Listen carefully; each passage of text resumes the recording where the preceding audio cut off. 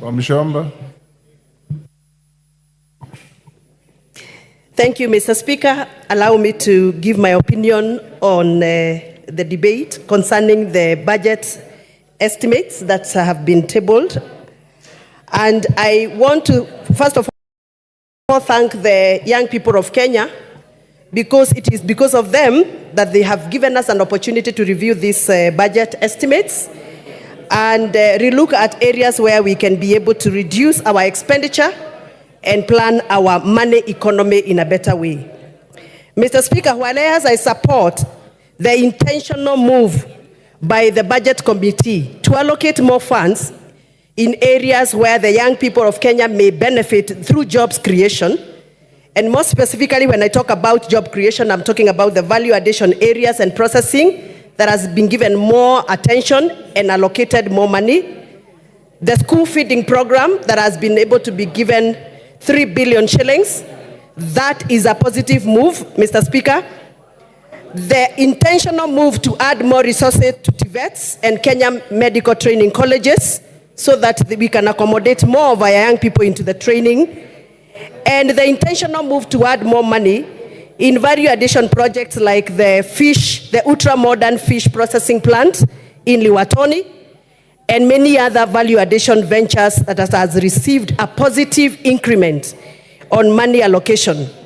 Mr. Speaker, whereas I appreciate that the young people of Kenya have been given an opportunity to get more busy with such ventures in value addition, I'm quite concerned because the current president, His Excellency William Samoei Ruto, when he was a deputy president, has pledged many times that he's going to provide milk coolers to most of our farmers in our villages, Githongori constituency being one. Mr. Speaker, his promises has never been fulfilled. And we do understand it is because maybe there was limitation on funding. So the fact that this proposal has allocated more money into buying of milk coolers in this country to a tune of 2 billion is a positive move for me. Not because the farmers did not have the coolers, but because more coolers will create more opportunities for our farmers and across the value chain to create jobs even for the young people. But Mr. Speaker, I'm glad that the chairman of the Budget Committee is in the House. And I would want to have some clarification why the money that was allocated for coffee cherry fund has been reduced with 1 billion shillings. This is something that I have been raising since the beginning of this year. We were promised that we are going to get 4 billion shillings for cherry fund. Later on, we were promised that our farmers, the coffee farmers, are going to be given 6 billion shillings to clear our debts.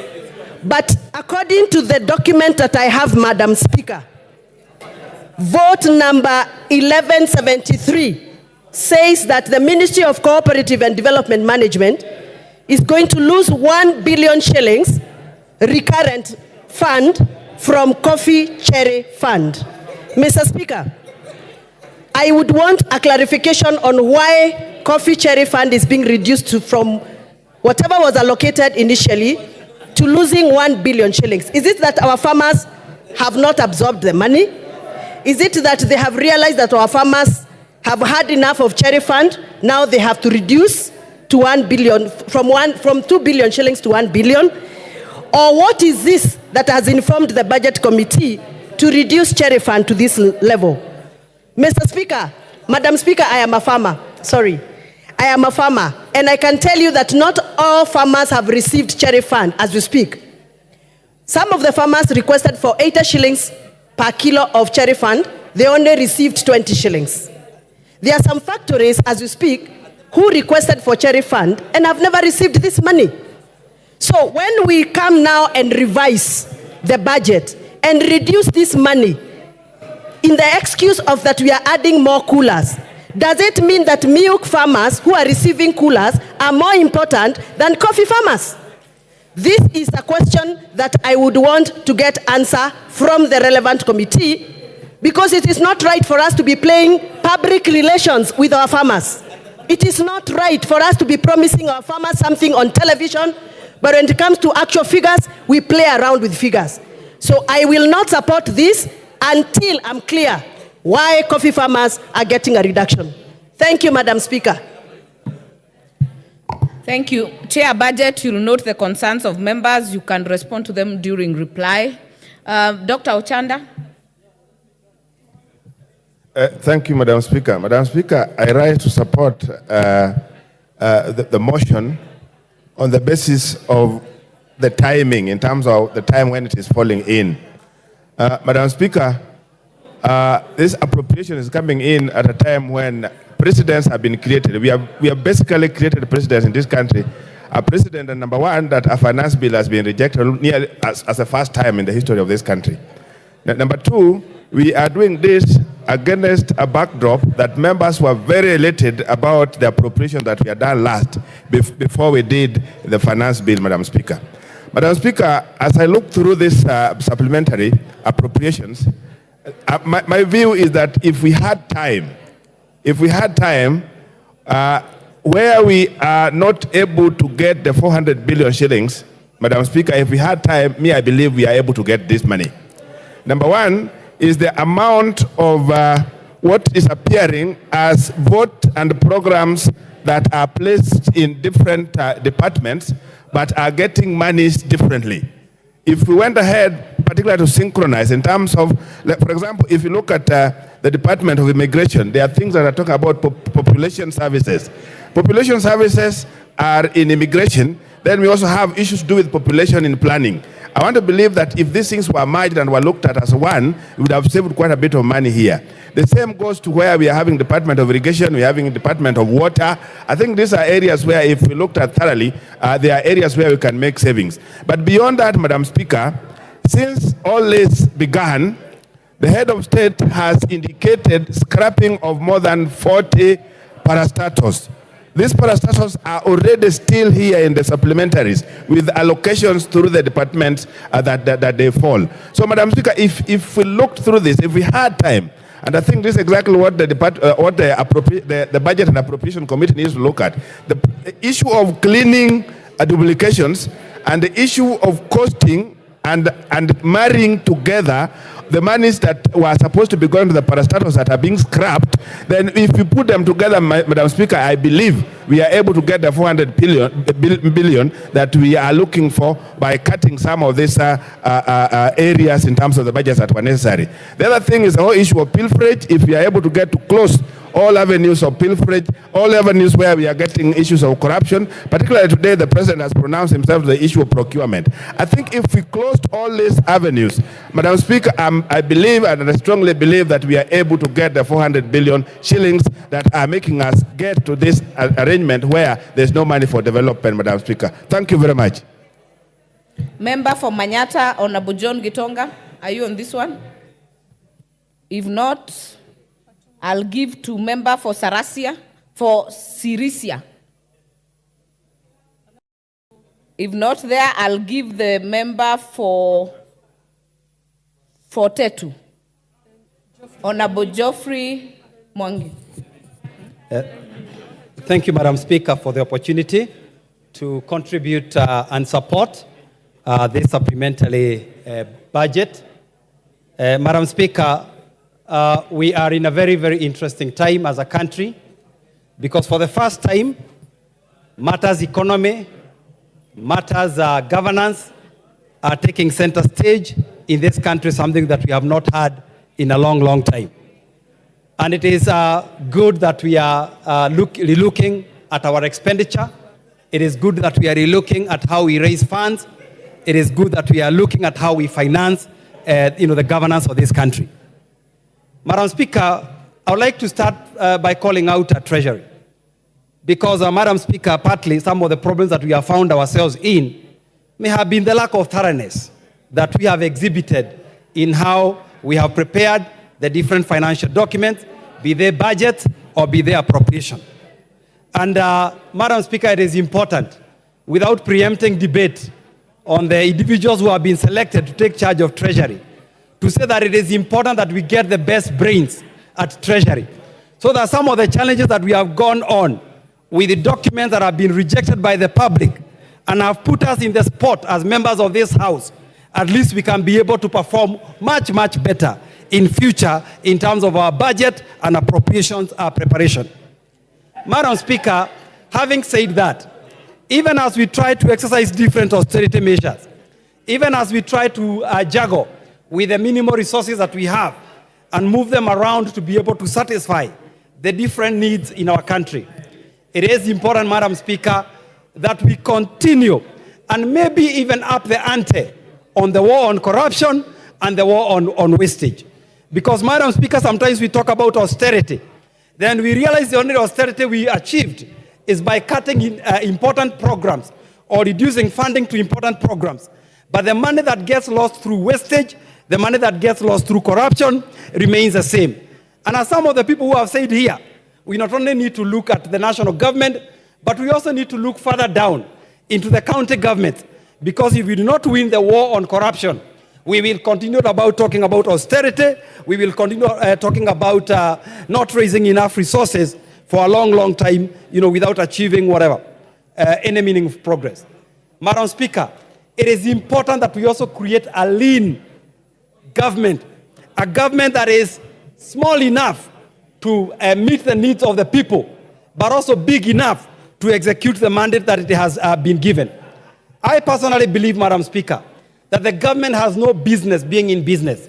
And that is why when the president calls out and says that there are some parastatals who would like merged or would like wound up, that is something that I support.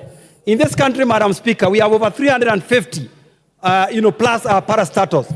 Some of them have duplicated functions. Others can barely even survive without getting the annual budgetary support that they get from Treasury. Madam Speaker, we have to say what is important. What is the work of a government? It is to provide education. It is to provide things like health services.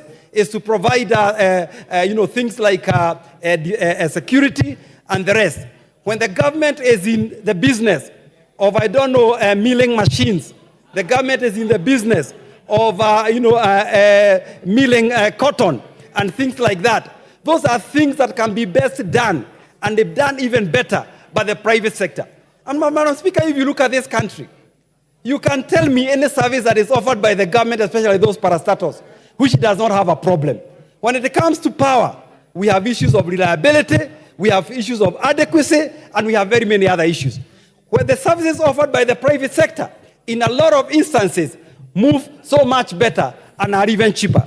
So it is time that we started looking at what is the core mandate of the government and ensure that only those functions are supported.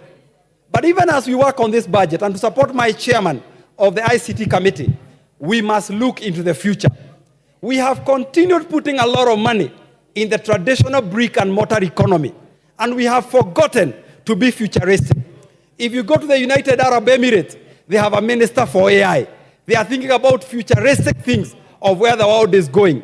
We still have, and rightly so, an obsession with roads, an obsession with water, and those are all good things. But as we fix the past, we must also continue talking about the future. How much money are we allocating in research? How much money are we allocating in AI? How are we helping to build a futuristic government even as we take care of the past? So, Madam Speaker, I rise to support the supplementary budget, but I request that the chairman of the budget committee and his people at Treasury continue to do a budget that is purposeful, that is helpful for this country going forward. I rise to support, Madam Speaker, with those comments. Thank you. Chair at National Administration, Honorable Tongoyo. Thank you so much, Madam Speaker, for giving me an opportunity also to add my voice into this very important debate. Madam Speaker, from the very onset, I want really to appreciate and commend the Budget Committee led by their very able chair for burning the midnight oil to have this report ready. In fact, Madam Speaker, about last night, I was trying to call the chair, and he told me he went to bed around 4 a.m.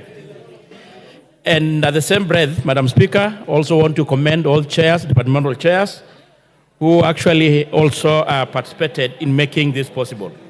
Madam Speaker, it is good to appreciate that we are doing this supplementary budget during a very hard moment, because it was actually primarily cuts resulting or occasioned by the stepping down or suspension of the Finance Bill 2024, which has really caused a lot of cuts across the all sectors, which we have got no option.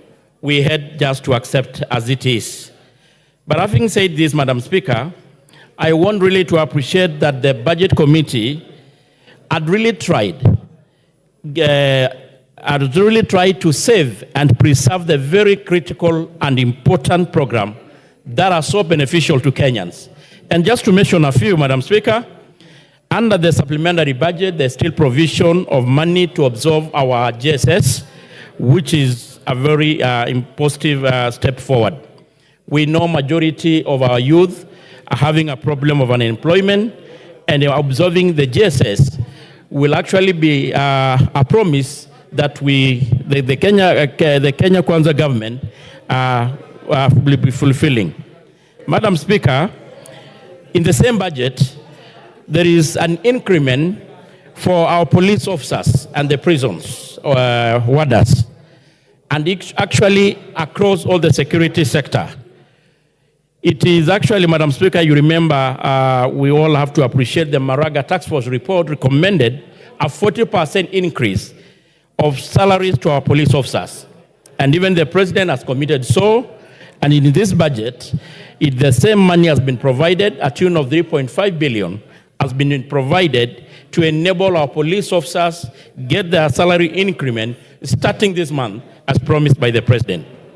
Madam Speaker, and I know we are still going to look at other sectors, like, of course, their welfare, the housing program, so that our police officers' welfare is going to be better. Madam Speaker, the issue like milk coolers is a very important sector, especially actually from the pastoralist community where we come from. Normally we say the cow belongs to the man, but milk belongs to the mothers. And the provision of milk coolers in the budget is a very critical component that is going to ensure that the livelihood of our farmers and our mothers is going to be uplifted. Madam Speaker, it's also important that, of course, the issue of CDF has been enhanced to enable these members, to enable and enhance their bursaries, to ensure that no kids in Kenya get their bursaries. Madam Speaker, I want to speak on the issue of the lease vehicle. In the same budget, Madam Speaker, there is a provision of slightly less than 10 billion money that is going to enable us to able to re-impact into the program of the lease vehicle, to enable our security agents, our Ngawa officers, to enable to get the very important kits of tools of service so that they can able to give service to Kenyans more effectively and efficiently. And especially even to mention those who are undertaking security operation in the North Rift and in northern part of Kenya. Madam Speaker, in the same budget, we noted, of course, that there is the money for the public participation has been ring-fenced and protected so that the members who crisscross the entire country, taking the views of Kenyans, will be able to have this project provided to give the needed services. But having said this, Madam Speaker, and I hope the chair budget is listening to this, in the police sector, we had anticipated to have a lot of raft of reform and to enable our police officers to perform their duties and provide the tool of service. But in the development... Chair budget, that Kamukunji has gone on too long. Honorable Tongo is addressing a matter to you so that you can be able to respond, especially the chairs of departmental committees. Yeah, thank you so much, Madam Speaker. Chair budget, I was mentioning that having appreciated a lot of the development and good thing that has been considered in the policing sector, where we are anticipated to do a lot of reform to enable our security agents perform their duty more effectively, the money for the modernization is lacking. It has got a zero budget. In fact, Madam Speaker and the chair budget, it's good to note this. Even the money to do the crowd management, you know, the tear gas, the protective gears, is zero in this budget. I will kindly plead to the chair, when we go to the appropriation or even actually the supply, we, in this house, we look for some money to enable our police officers get the tear gas, the protective gears, to manage, of course, the crowd for crowd management. And kindly, yes, and cyber security, so as well said by my variable chair, ICT. And I don't want to preempt, but I know the chair budget is very concerned, equally concerned about this component, this program that was not really considered. Also, and I kindly, Chair ICT, I want also the chair to listen to this. Madam Speaker, we had a program, a very good program, Madam Speaker, on restocking program, especially among the pastoralist community, those affected by the cattle rustling, which initially we had about 1 billion or so, I think 2 or so, which has been removed. I will kindly call this house, and of course the chair budget and his committee, to look around where, when we get to that stage, whether we can get some small money to enable the pastoralist community restock there, because that is their source of livelihood, Madam Speaker. So, Chair, kindly, and I don't know, I don't want to preempt, but we have got the issue of equalization is not bad. If Chair, kindly, I want Chair to listen to this. The issue of restocking is very important to pastoralist communities. And I can see even my colleague, Peter Locha, is agreeing with this. The farmers, the pastoralists lost a lot of head of cattle during the drought. Even others did through this issue of cattle rustling. I will beseech and call upon the chair budget and this house to look around where they can get some 2 billion or so that we can be able to have money to take back to the restocking program. And having said this, we can, Madam Speaker, this house is a budget-making house. And I'm sure we can still be able to get some money to put some money into that program. Having said this, I want to support this, and I'm really very happy and still commend all of us, chairs, who participated to make this possible. Thank you, Madam Speaker. Very well, member for Wajir, Honorable Fatuma.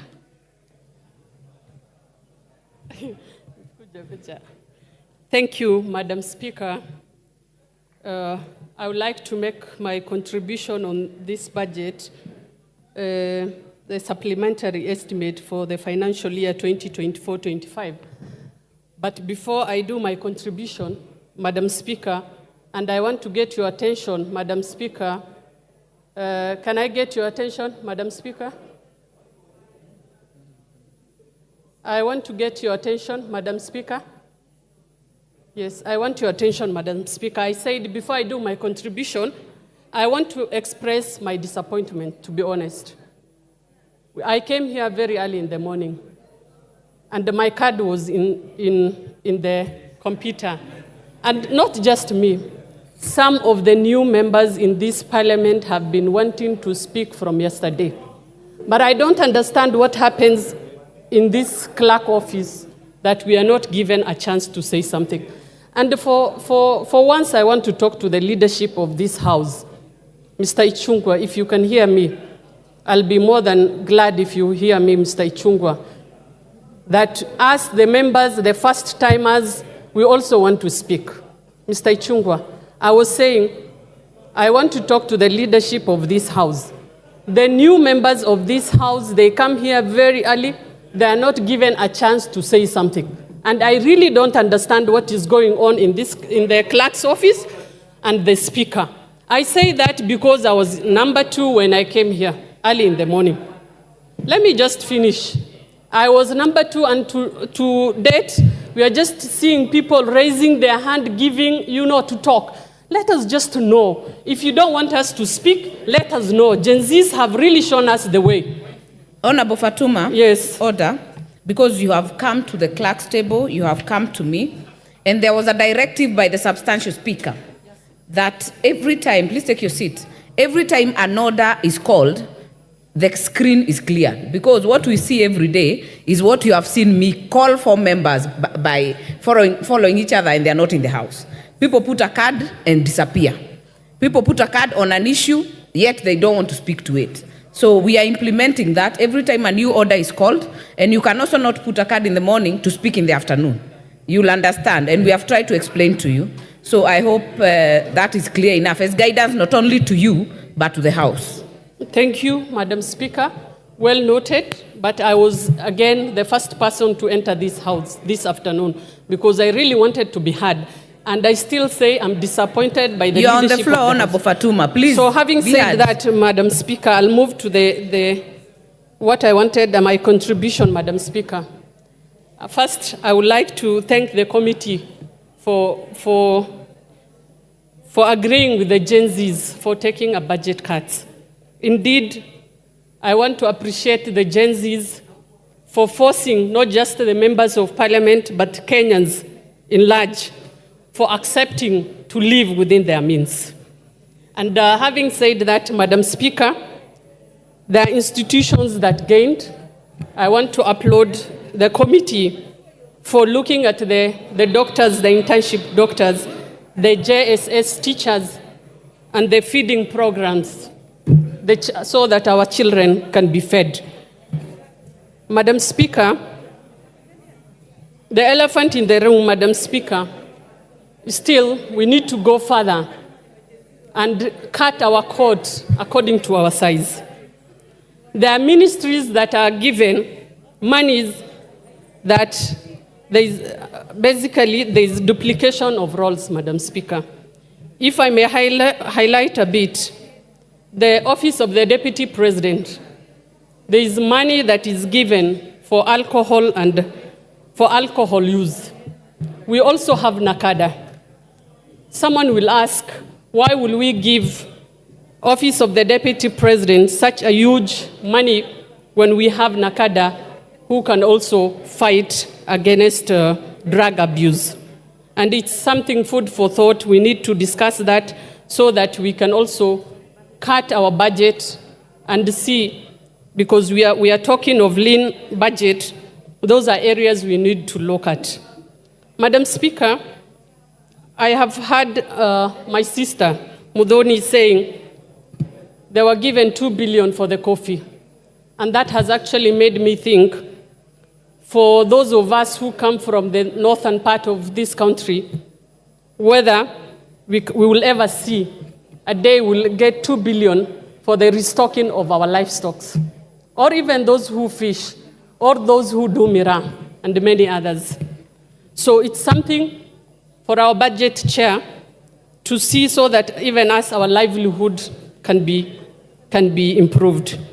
Lastly, Madam Speaker, I want to discuss on the ministries that are still held at the national government, and they are given huge chunks of money. We need to be serious and devolve some of these functions. If you look at Health Committee is devolved, but still there's a lot of money that goes to the Health Department, Health Ministry in the national government, and many other ministries. Finally, Madam Speaker, I want to take this opportunity for the CS that have been appointed today. I wish them all the best. And I want to applaud my party leader for accepting to dialogue with the government. At the end of the day, the country is bigger than us, and we need to work together. But I want to urge them to remember women. Women are very important in this role. So far, we have not seen any lady appointed from our side. Hopefully, we'll still get. I hear there are some positions which are pending. And we'll see whether the likes of Millie and Rosa and Esther Passaris will get a chance to serve, even myself, to serve in these ministries. So having said that, thank you. And hopefully for the members, the new members here, we have been shown the way, the Gen Z's way, Let us fight for our rights. Let us fight for us to speak here. We will not allow members who have come here thrice or 4 times to be repeating, and we sit here waiting for us days and days to just say one word. Thank you, Madam Speaker. Thank you, Honorable Fatuma. Just to correct you, no CS has been appointed, just nominated.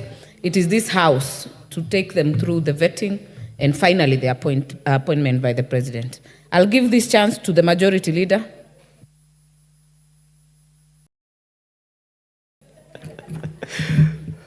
Thank you, Chair. Thank you, Honorable Speaker, for this opportunity to contribute on this consideration of the first supplementary estimates for the year 24-25. Maybe, Honorable Speaker, just to exonerate myself, you know everything we say here is on record. And the Honorable Fatuma was referring to me when she was complaining about new members speaking. And maybe by now she should have known that it is the speakers that, or the persons sitting on the speaker's chair who decide who speaks, not the leader of minority, not the leader of majority. I also wait, like I have patiently waited to get this opportunity to contribute. But Honorable Speaker, let me say this first supplementary budget within the first month of the financial year is a very unique supplementary budget. Indeed, it is the second such budget, supplementary budget that I've seen since I joined this House over 10 years ago, the first being in 2018, which was also occasioned by changes of the Finance Act of 2018-2019. And those like Millie Odhiambo, who are here, we remember when we declined to approve the VAT on fuel. That occasioned certain changes to the appropriations bill, occasioning the first such supplementary, although that happened within the second to third month. This is the first time indeed in the history of Parliament that we are seeing a supplementary budget even before we begin implementing the budget. And it must not be lost on Kenyans that this was occasioned by the rejection of the Finance Act of 2024-2025. That rejection of the Finance Act occasioned a huge gap in our budget for this financial year, Honorable Speaker, and that is what has necessitated this supplementary budget this early in the financial year. The rejection of the finance bill occasioned a deficit of an additional 346 billion. And that tells you, Honorable Speaker, without this first supplementary budget, it would therefore mean that the government of Kenya goes out to borrow the entire 346 billion. Members will note that this supplementary budget is only reducing our budget by a total of about 146.3 billion. There is therefore another gap or a fiscal deficit of an additional 200 billion, part of which, Honorable Speaker, would be covered through additional revenue-raising measures and other austerity measures that will be carried on in the course of the financial year. Honorable Speaker, it's important to say this so that Kenyans get to understand that every finance act or every finance bill that consequently becomes a finance act comes to finance government operations and the budgets that we have budgeted for the people of Kenya. And I've heard many members lament this and that budget has been cut. Yes, this and that budget will be cut.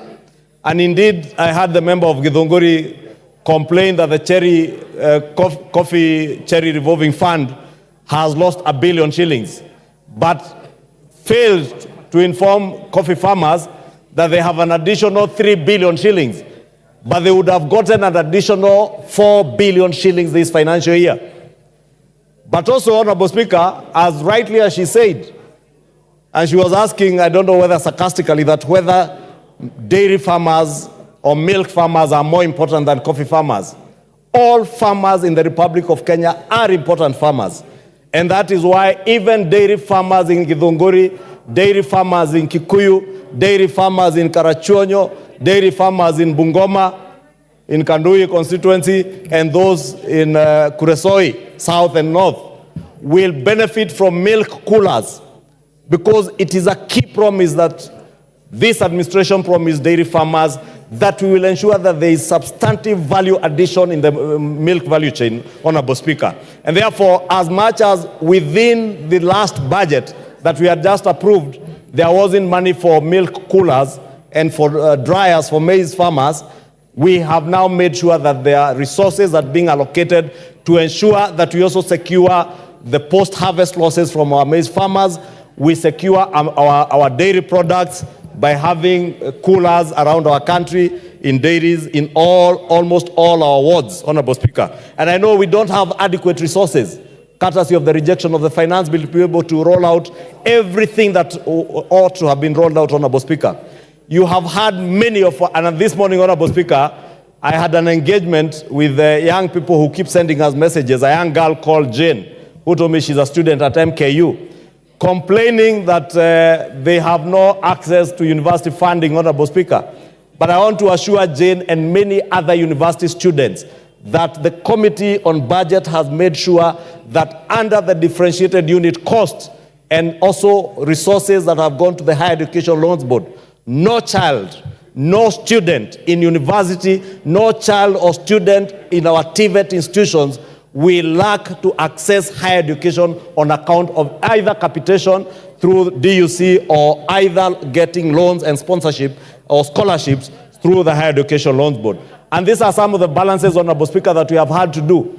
That means, Honorable Speaker, that there will be a give and take within the supplementary budget, and that's why you see there are many other areas that we have cut expenditure, part of which might have been critical expenditure, but which can wait. And budget is all about prioritizing, Honorable Speaker, and we must be able to prioritize so that we ensure that even those who crusaded for the rejection of a finance bill are not going to suffer, Honorable Speaker, because they have opportunities that they will never be able to access. A child who does not access university education today cannot wait for next year or the year after. But probably a road in Kikuyu constituency that was to be constructed this financial year can wait. And therefore I want to take this opportunity to ask Kenyans and to plead with Kenyans to be patient, because under these difficult economic times, under these times where we give and take, you cannot and we cannot have our cake and eat it at the same time. If we have no finances from the finance bill, then a road here and there will give way. A dam here and there will give way. Another project to do a hospital somewhere will give way. But, Honorable Speaker, that will come with the necessary and requisite responsible stewardship of the national treasury. And I want to believe, even with the nominees that have been named today, the Honorable John Buddy, God willing, if he ends up being in the national treasury, he has the requisite knowledge, and he has sat in this house. He knows. He has been a member of the Budget and Appropriations Committee when I chaired that committee. Honorable Speaker, I am confident that we'll be able to roll out this budget, be able to chew gum and scale the stairs at the same time, be able to cut on expenditure, unnecessary expenditure, and also be able to roll out critical development and other social programs in education, Honorable Speaker, even capitation to our day and boarding secondary schools, and also our JSS teachers, the JSS capitation, Honorable Speaker. All these things must run concurrently, even as difficult as things are under the rejected finance bill, Honorable Speaker. Honorable Speaker, there are certain things, Honorable Speaker, that were in the Finance Act or the Finance Bill, it never became an act, that would have helped this country also realize very many other developmental objectives. And for instance, Honorable Speaker, was the waiver or the exemption on penalties on tax amnesty, or rather the tax amnesty provision that was there in the Finance Bill. Honorable Speaker, I am hoping that with time, the Finance Committee will make consideration to see how we can rescue some of these very positive things that were demonized within the Finance Bill that would have done very well for this economy, Honorable Speaker. That waiver, or the tax amnesty waiver, Honorable Speaker, easily generates close to between 30 to 40 billion shillings and at the same time allows business people in this country an opportunity to save from penalties that have been penalized by KRA on account especially of bills they have not paid, because government is also holding their money under the pending bills, Honorable Speaker. And I want to pray and hope that the Finance Committee and indeed the National Treasury are working on two ways that they can rescue some of these good things, Honorable Speaker. Honorable Speaker, if you listen to people speak about the creation of jobs, we say the bottom-up economic transformation agenda is anchored on job creation, Honorable Speaker. We tried, Honorable Speaker, during the finance bill debate to speak to Kenyans, and in some of the measures that were in the finance bill spoke to job creation. But unfortunately, under the circumstances, it was difficult to get that message across to Kenyans. When we spoke about the manufacture of diapers, manufacture of sanitary towels, Honorable Speaker, we were simply trying to safeguard local manufacturing, to ensure that our industries are thriving to create jobs locally, to ensure that those industries are generating revenues in this economy, not exporting jobs to other countries in the Far East, not exporting our forex to countries in the Far East as we import. And I'm glad I heard this afternoon the President speak to it, that it is time we had a conversation as Kenyans as to whether we want to make our economy one large supermarket to merchandise products manufactured and creating jobs in other economies outside of our economy, or whether we want to make our country a manufacturing hub where we'll be able to manufacture sanitary towels, diapers, and all those other things, Honorable Speaker. I've had members contribute to the issue of farmers. And that's what I was asking about, whether milk farmers are more important. Those who are claiming milk farmers seems to be getting preferential treatment versus coffee farmers. That, Honorable Speaker, within the finance bill, we had provisions that sought to protect poultry farmers. Many of our peasant farmers are in poultry rearing. Others are growing potatoes, Honorable Speaker. Others are growing onions. We sought to protect the onion farmer. We sought to protect the potato farmer, the poultry farmer from cheap imports of eggs, of potatoes. What reason is there, Honorable Speaker, for us to be growing onions in Loitoktok or in Kieni, in Nyeri County, and allow the importation of cheaper onions from Tanzania at the expense of the farmer in Kieni? Why would a farmer in Mochongoi, in Baringo County, or in Kinangop in Nyandarua be growing potatoes, yet my famous KFC and other cheap joints in town are importing potatoes from as far as Mexico and Netherlands? We must protect our local farmers, Honorable Speaker. And these are some of the measures that I'm saying we will need time to now soberly look at all these things and know how else can we finance the deficit that we have. Honorable Speaker, in conclusion, the revenue estimates that are contained in the budget that we approved, and even in this supplementary budget, are usually very optimistic. If you look at where our country is today, we have been told we are losing not less than 6 billion shillings. Every day we are out in the streets stopping other people from going to work. The import of that, Honorable Speaker, is that we may not realize the revenue projections that we have projected in this supplementary budget. The consequence of that will be additional borrowing. That borrowing will have ramification on our cost of borrowing locally in the domestic market, because you have to borrow from the domestic market. It will have an implication on how much business people, or the rate at which business people can borrow, how much investments they can invest in, how many jobs they can be able to create for young Kenyans. And therefore, Honorable Speaker, I just want to speak to Kenyans and ask them, let us reason together. Let us act in a manner that we will not destroy our economy as we seek to fix that which we seek to fix in our country. It is possible, as I said, to chew gum and scale the stairs, Honorable Speaker, together. And I believe together, we as a country can be able to do that. We can be able to fix the economic mess that we are in, we can be able to fix our politics without fighting, without injuring each other. We can be able to grow this economy and get it to where it ought to be. And Honorable Speaker, let me conclude by saying this first supplementary budget, as I said, is unprecedented. But I want to believe in the next few months, inevitably, we will get into a second. And this year, I foresee even a third supplementary budget. And ask the National Treasury that as they begin implementing this budget, Honorable Speaker, and as the new